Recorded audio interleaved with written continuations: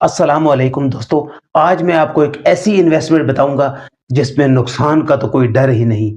हम इस दुनिया में पैसा कमाते हैं, बैंक बैलेंस बनाते हैं और जायदादें बनाते हैं, और फिर एक दिन आता है कि हम ये सब कुछ छोड़कर इस दुनिया से रुखसत हो जाते हैं। लेकिन क्या आप जानते हैं कि जब आप इस दुनिया से रुखसत हो जाएंगे और आपकी कब्र पर मिट्टी डाल दी जाएगी, तो उस वक्त आपको कौन सा पैसा काम आएगा? जी हाँ, आज की वीडियो में बात करेंगे सदका जारिया की।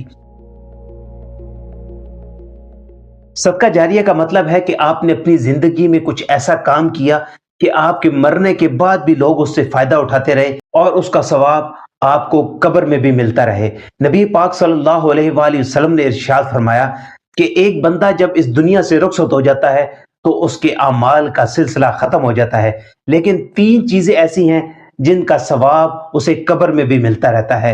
नंबर एक, सदका जारिया। नंबर दो, नफा देने वाला इल्म, वो इल्म जिससे लोग फायदा उठाते रहें। और नंबर तीन, नेक औलाद जो आपके मरने के बाद आपके लिए दुआए मगफरत करती रहे। आपको एक मिसाल से समझाता हूं। जैसे एक बुजुर्ग सड़क के किनारे एक पौधा लगा रहे थे। जब मैंने देखा तो मैं बड़ा हैरान हुआ। मैंने उनसे कहा, बुजुर्गों, आपको ये पौधा लगाने का क्या फायदा? ना तो आप इसके साए में बैठ सकेंगे और ना ही आप इसका फल खा सकेंगे। वो बुजुर्ग मुस्कुराए और मुझसे कहने लगे कि हम जिन दरख्तों के नीचे साए में बैठे रहे और जिनका फल खाते रहे, वो हमसे पहले हमारे आबा अजदाद ने लगाए थे, और ये पौधा मैं लगा रहा हूं और हमारी आने वाली नस्लें इसके साए में बैठेंगी और इसका फल खाएंगी। दोस्तों, यही सदका है।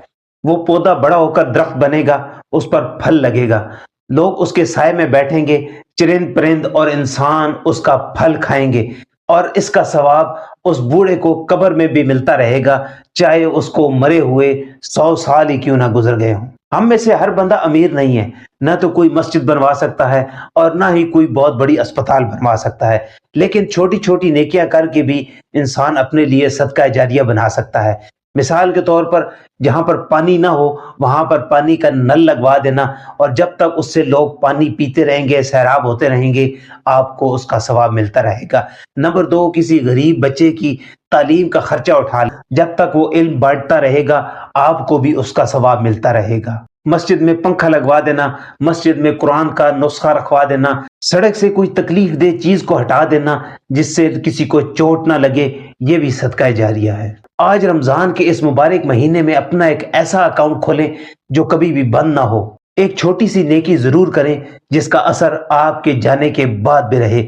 याद रखें कि कफन का जेब नहीं होता, लेकिन नेकियां आपके साथ सफर करती हैं। उम्मीद करता हूं आज की वीडियो से आपने कुछ नया सीखा होगा। कमेंट्स में बताएं कि आपके ख्याल में सबसे आसान सदका जारिया कौन सा है। वीडियो पसंद आई तो लाइक शेयर जरूर कीजिएगा। दुआओं में याद रखिएगा। अल्लाह हाफिज।